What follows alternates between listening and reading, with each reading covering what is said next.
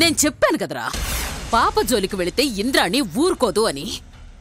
పసిపిల్ల దాన్ని చంపడం ఎంతసేపు అత్తా అని చాలా తేలిగ్గా తీసిపారేశావు. ఇప్పుడేమైందత్తా? ఏమైందంటావేంట్రా? అదృష్టం బాగుండి ఇంద్రాణి వాణ్ణి డైరెక్ట్ గా మన దగ్గరికి తీసుకొచ్చింది కాబట్టి ఆ సూర్యగాడి పేరు చెప్పి తప్పించుకోగలిగాం. అలా కాకుండా వాడు దొరికిపోగానే మన పేరు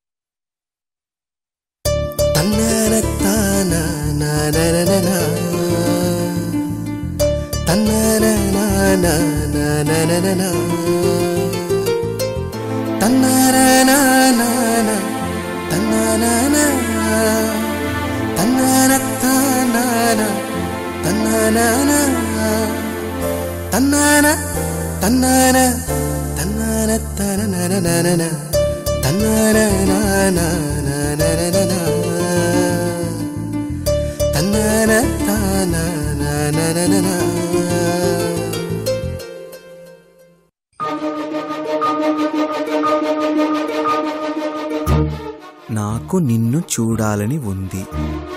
నీకు నన్ను చూడాలని ఉంటే వెంకటేశ్వర స్వామి గుడి దగ్గరికి రా.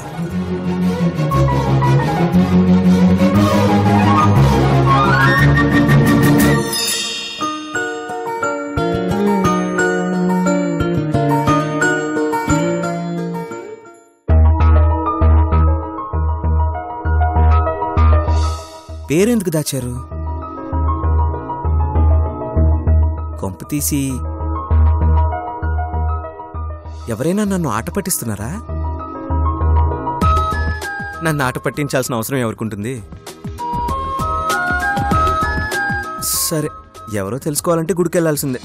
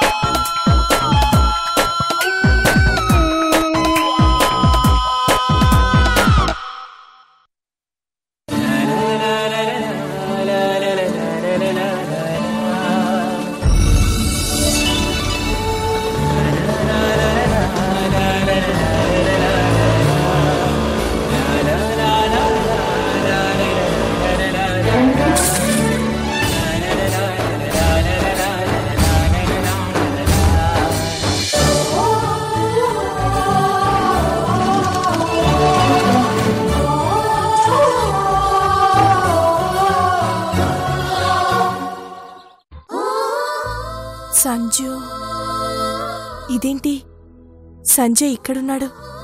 లెటర్ పంపింది సంజయ్యా?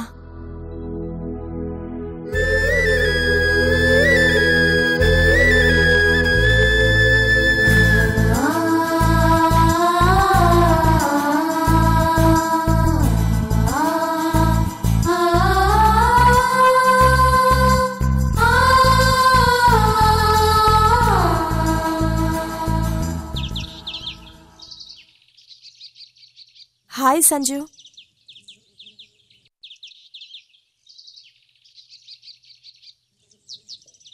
హాయ్ సిరి.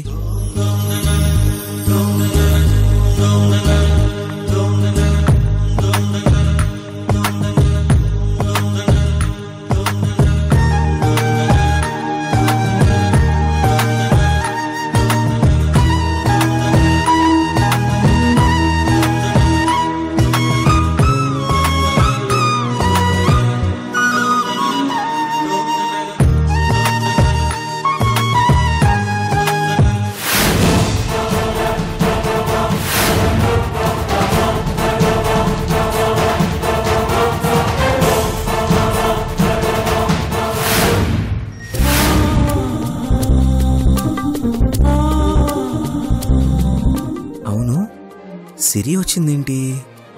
అంటే ఆ లెటర్ పంపింది సిరియేనా? నాతో ఆడుకుంటున్నాడా ఏంటి?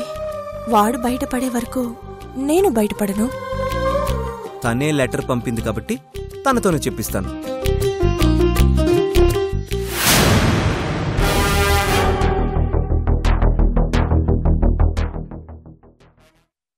అవును, నువ్వేంటి ఇంత పొద్దున్నే గుడికొచ్చావు? ఏమీ తెలియని వాడిలా ఎంత బాగా నటిస్తున్నావు సంజు. ఏం లేదు సంజు, ఉదయాన్నే గుడికి వెళ్లి దేవుడి దర్శనం చేసుకుంటే ఆ రోజంతా ప్రశాంతంగా ఉంటుందని అమ్మ చెప్పింది. అందుకే వచ్చాను. మరి నువ్వు? సేమ్ డైలాగ్ మా నాన్న నాతో చెప్పాడు, అందుకే వచ్చాను. ఓ,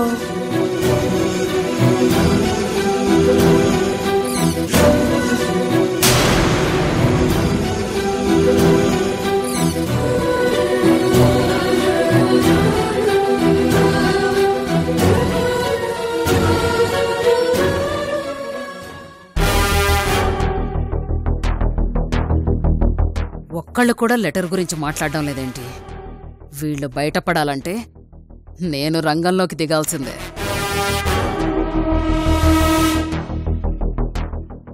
hi Sanjay. Hi aunty. Hey Siri, మీరేంటిక్కడ?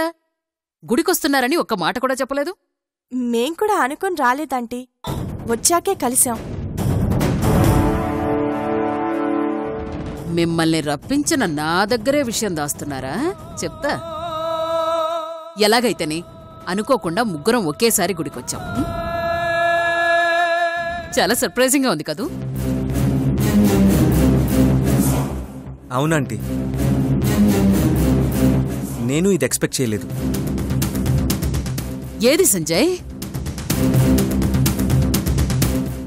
అదే ఆంటీ, ఇలా మనం కలవడం. ఇలా కలుస్తామని నేను అనుకోలేదు సంజు.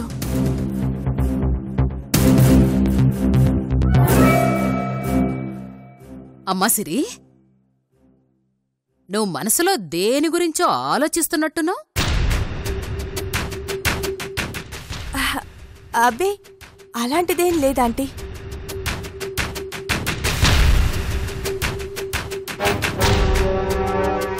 కొంతమంది ఈరోజు కొత్తగా కనిపిస్తుంటేను. ఎగ్జాక్ట్గా నా ఫీలింగ్ కూడా అదే ఆంటీ.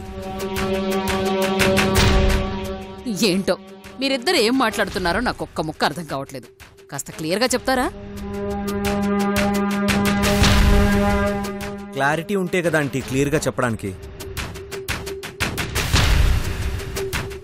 నేను వెళ్ళొస్తాను.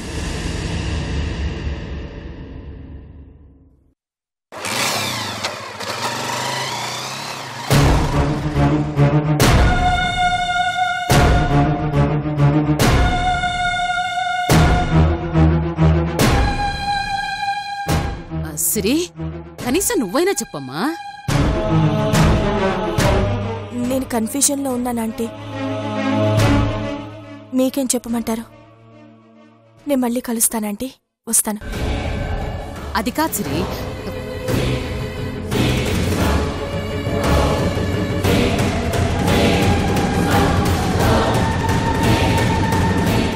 ఎంత ప్రయత్నించినా వీళ్ళు బయటపడ్డం లేదేంటి? ఇలా కాదు, ఇంకో రకంగా ప్లాన్ చేసి వీళ్ళు బయటపడేలా చేయాలి.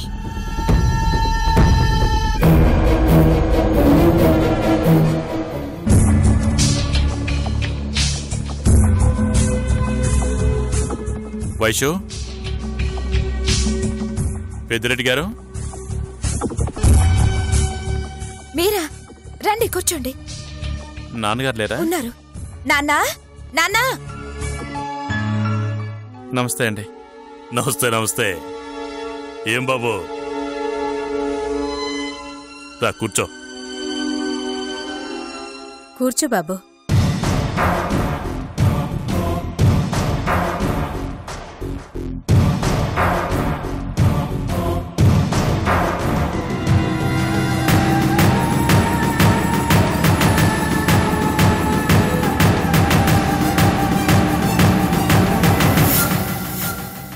మీరు నాకు సహాయం చేయాలండి.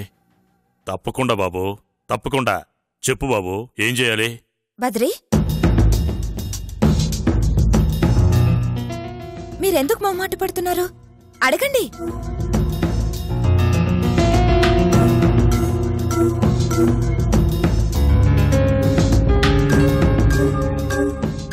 అది అడుగు బాబు. నువ్వు మాకు చేసిన సహాయం ముందు మేమేం చేసినా తక్కువే. ఏమీ లేదండి, నాకు సంబంధం వచ్చింది. Wow, congrats. ఇదేంటి, పెళ్లి చూపులని చెప్పగానే షాక్ అవుద్దనుకుంటే కంగ్రాట్స్ చెప్తుంది. కొంపతీసి మన మీద ఏ ఫీలింగు లేదా ఏంటి?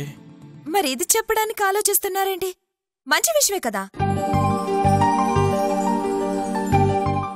ఈరోజు పెళ్లి చూపులు. మరింకేందప్ప, ఎందుకు సంకోచిస్తుండావో? అది నాకెవరూ లేరండి. నేనొక అనాథని కదా.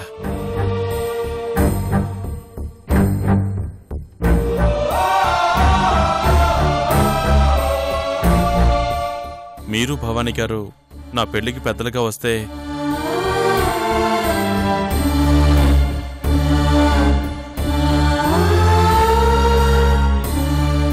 అబ్బే, బలవంతం ఏం లేదండి. మీరు కాదన్నా నేను బాధపడ్డా. చచ్చా, కాదని ఎందుకంటాం బాబు? నువ్వు ఇంటివాడవైతే మాకు సంతోషమే కదా. తప్పకుండా వస్తాం. భవానీ, పద, పద్రితో పోయి పెళ్లి ఖాయం చేసుకుని వద్దాం. అలాగేనండి.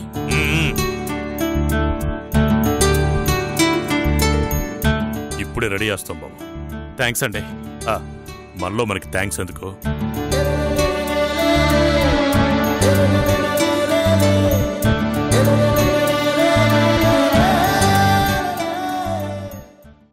నిన్ను నాదాన్ని చేసుకోవడానికి ఎన్ని నాటకాలు ఆడాలో ఆడతాను.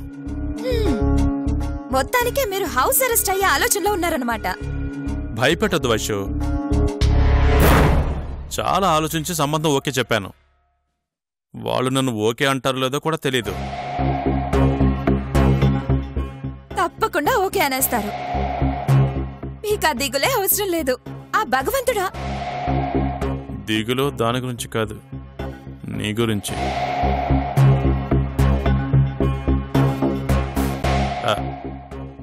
అవును, సంజయ్ సూర్య కనపట్టలేదంటే?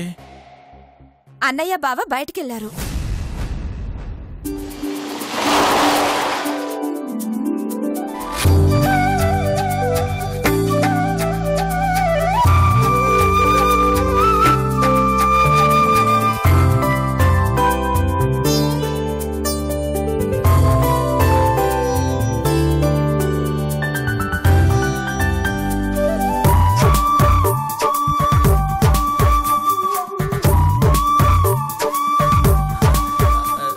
రండి రండి. నమస్కారం అండి. నమస్కారం అండి.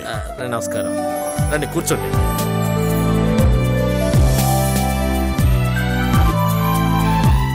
ఏమే, ఇళ్ళ అమ్మాయిని తీసుకురా.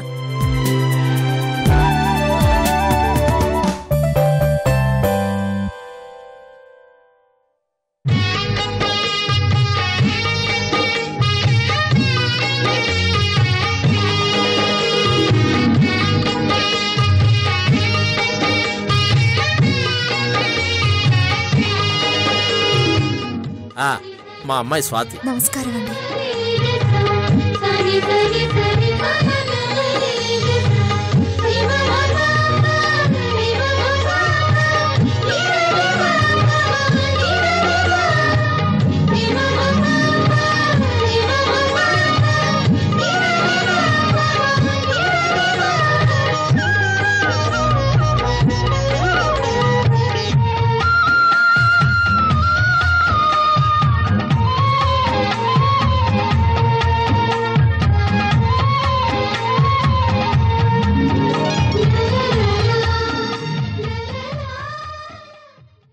అమ్మాయిని పైన కూర్చోమని చెప్పండి. పర్వాలేదు బాబు, అలా కూర్చోబెట్టడమే ఆనవాయితీగా వస్తున్న ఆచారం. అదేం ఆచారం అండి? స్త్రీ పురుషులు సమానంగా బ్రతుకుతున్న ఈ కాలంలో ఇంకా ఇవన్నీ పాటిస్తున్నారా?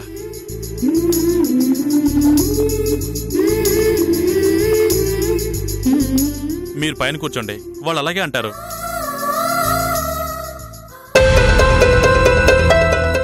మా వాడు అంతేనండి, అందరినీ సమానంగా చూస్తాడు.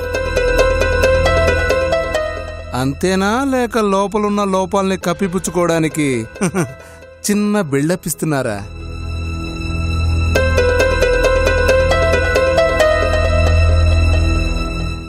రై నువ్వు ఊరుకా.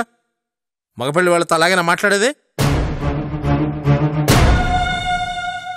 మీరేమనుకోకండి, వాడు నా బావమరిది, కొంచెం వెటకారం ఎక్కువ. నాది వెటకారం కాదు బావా, అవతల వాళ్ళలో తప్పులేమైనా ఉన్నాయా అని వెతుకులాడే నైజం నాది. మరి రేపొద్దున మన అమ్మాయి కష్టపడకూడదు కదా. పర్లేదు కుర్రాడు, కాస్త చూపుకైతే ఓ మాదిరిగానే ఉన్నాడు. కానీ ఆ గడ్డమే కొంచెం అడ్డంగా ఉంది.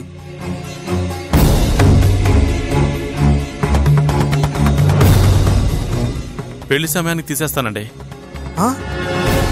అదేంటండి అడగ్గానే తీసేస్తామని చెప్పారు?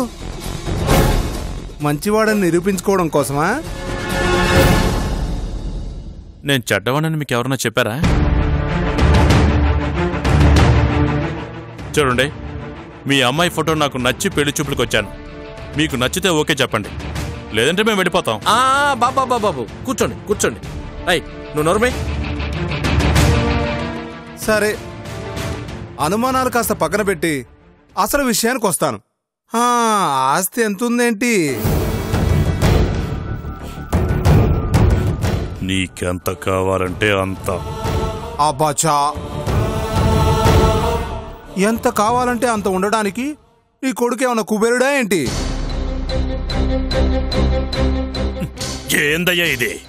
వచ్చిన కాడి నుంచి చూస్తుంటాను, మాట్లాడాల్సిన తప్ప నువ్వు మాత్రమే మాట్లాడుతుంటావు. నేనెవరో తెలుసా? పెద్దిరెడ్డి. నేను ఏ పెళ్లికైనా పెద్దగా వెళ్ళానంటే మాట కూడా మాట్లాడకుండా పెళ్లికి సై అంటారు. అట్టాంటిది అసలు విషయం మాట్లాడకుండా ఈ అడ్డమైన ప్రశ్నలేంటి? అంకుల్, మీరు ఆవేశపడకండి, కూర్చోండి అంకుల్, కూర్చోండి.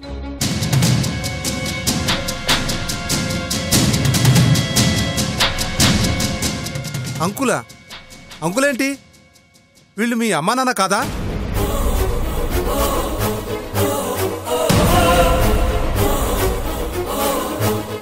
కాదు, నాకు అమ్మ నాన్న లేరు. ముందే ఎందుకు చెప్పలేదు? చెప్పనిస్తే కదా నువ్వు. నీ పాటికి నువ్వు వాగుతూనే ఉండవు. ఆ పిల్లల గురించి నీకేం తెలుసని? ఇతంది ఎంత మంచి మనసో తెలుసా? సాయం చేసే గొప్ప గుణం ఉన్నాడయ్యా. నాకు ప్రాణం పోసినాడు. 2 సార్లు నా కూతుర్ని నా శత్రువుల నుంచి కాపాడినాడు. మనసే కాదు, మనిషి కూడా బంగారం.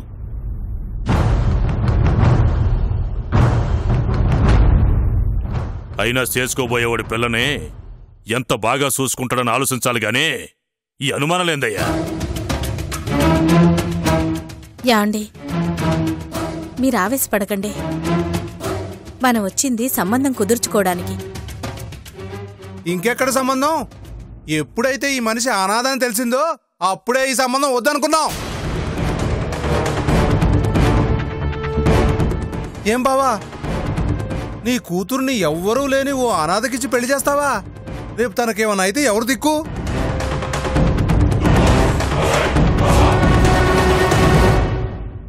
ఈ మనిషిని, అదే ఈ మనసున్న మహారాజును చూస్తుంటే, ఆయన వేసుకున్న సూటు బూటును చూస్తుంటే ఇంట్లో కన్నా సారు బయటే ఎక్కువ తిరిగేలా ఉన్నారు.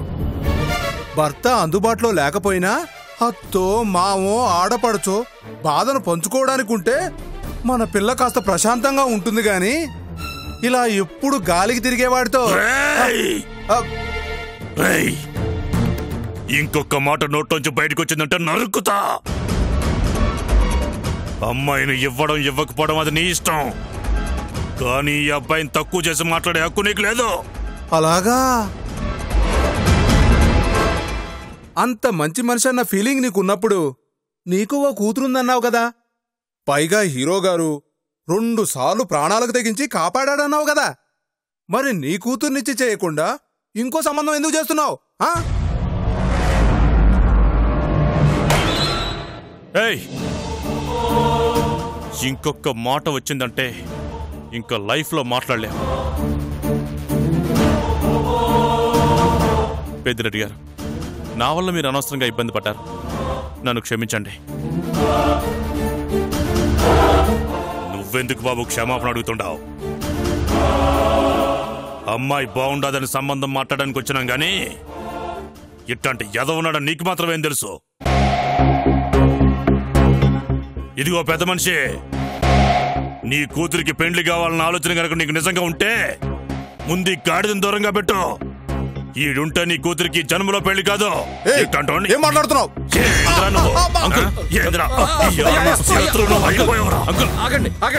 వదిలిపోతురే.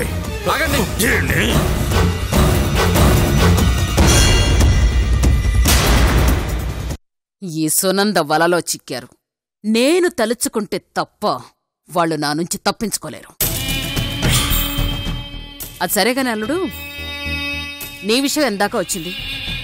నా గెస్సింగ్ కరెక్టే అయితే నేనిచ్చిన సెంటిమెంటల్ టచ్కి ఆ పెద్దిరెడ్డి మనసు డిస్టర్బ్ అయి ఉంటుంది. ఈ పార్టీకి వాళ్ళ ఇంట్లో నా గురించి డిస్కషన్ మొదలయ్యే ఉంటుంది.